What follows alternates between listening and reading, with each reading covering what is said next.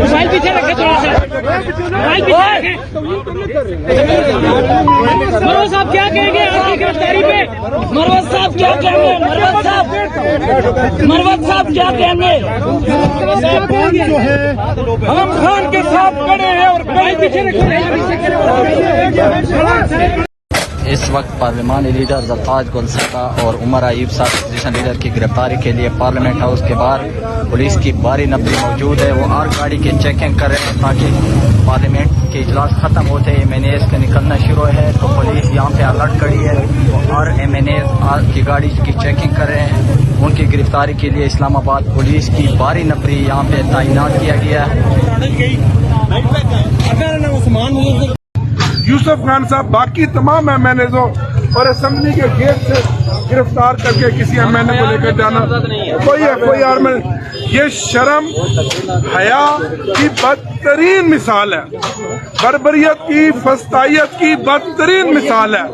पूरी पाकिस्तान तहरीक इंसाफ की पार्लिमानी पार्टी इस जाबराना, इस जालमाना, इस गुंडागर्दी, इस बदमाशी की हम मजम्मत करते हैं कि एक कौमी असम्बली के मुंतखब मेंबर को असम्बली के गेट से गिरफ्तार कर लिया। ये असम्बली जाली असम्बली है, ये असम्बली बिल्डोज कर रही है पाकिस्तान के अवाम के हकूक को, उन MNAs को जो जीत कर यहाँ आए हैं, फॉर्म 47 वाले दंदनाते फिर रहे हैं और जो हकीकी MNAs हैं जो इमरान खान के नजरिए के मुताबिक जीत कर आए हैं उनको गिरफ्तार कर रहे हैं। मीडिया से मेरा यही सवाल है कि आप देखें, क्या हमने आज तक जिंदगी में ये देखा कि एक मुंतखब MNA को असेंबली के गेट पे इस वाहिशाना तरीके से आर्टिकल 16 के तहत हमारा हक है, बड़ा ही खुश आइंदा और जमहूरियत को प्रमोट करने वाला स्टेटमेंट है और ये हमारा फैसला है कि हम पंजाब जाएंगे और इंशाल्लाह करीब 2 हफ्ते का टाइम दिया है। 2 हफ्ते के बाद जो है हमारा अगला पड़ाव लाहौर में होगा और ये कोई जलसा नहीं होगा, धरना होगा।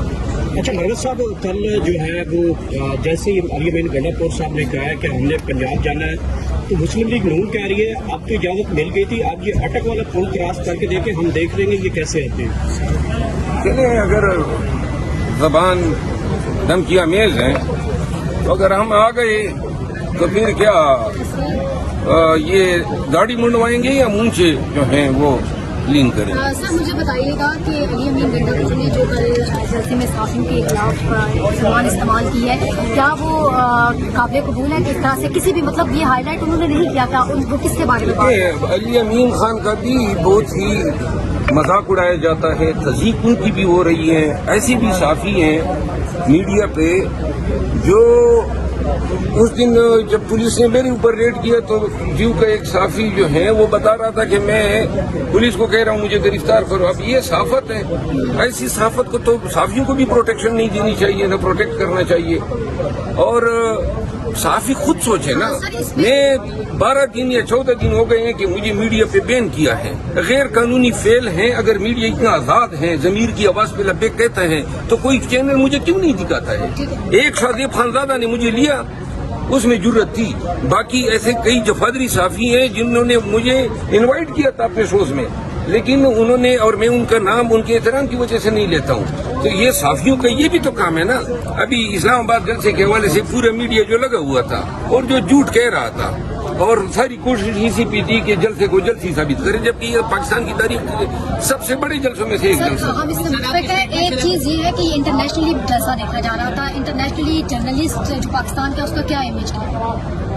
हमारे ये इमेज जो है, देखिए अगर सियासतदानों का इमेज खराब है तो सहाफ़ी भी कोई मतलब ये है कि अपने अंदर वो भी जरा इस्लाह लाएं।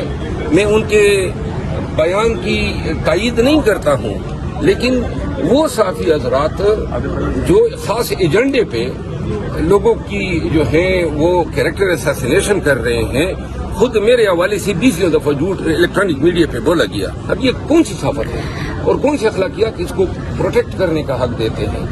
हाँ, अलबत्ता بحیثیت کمیونٹی پوری جرنلسٹ کمیونٹی یا میڈیا کمیونٹی جو ہے اس کو ہم مورد الزام نہیں ٹھہرا سکتے، ہمارے لیے واجب الاحترام ہے، لیکن ساتھ ہی ساتھ یہ نہیں ہے کہ اگر علی امین خان نے اپنا غصے کا اظہار ان صحافیوں کے لیے کیا جو روزانہ میڈیا پہ بیٹھ کے اس کی تصدیق کر رہے ہوتے ہیں، کوئی ان کو بھی تو روکے نا، کوئی ان سے بھی یہ کہے نا کہ مہربانی کریں، یہ جو اس کے لہجے کا مذاق اڑایا جاتا ہے، اس کی لینگویج کا مذاق اڑایا جاتا ہے، بھائی وہ اس کے بولنے کا انداز بیان اور اسلوب ہی یہی ہے، تو لہذا اس کو تختہ مشق بنانا، میڈیا کو اس غرض سے استعمال کرنا، اب پوری میڈیا علی امین خان کے خلاف لگی ہوئی ہے، کوئی ایسا بھی تو ہونا جو حق کے لیے بھی تو بات کرے.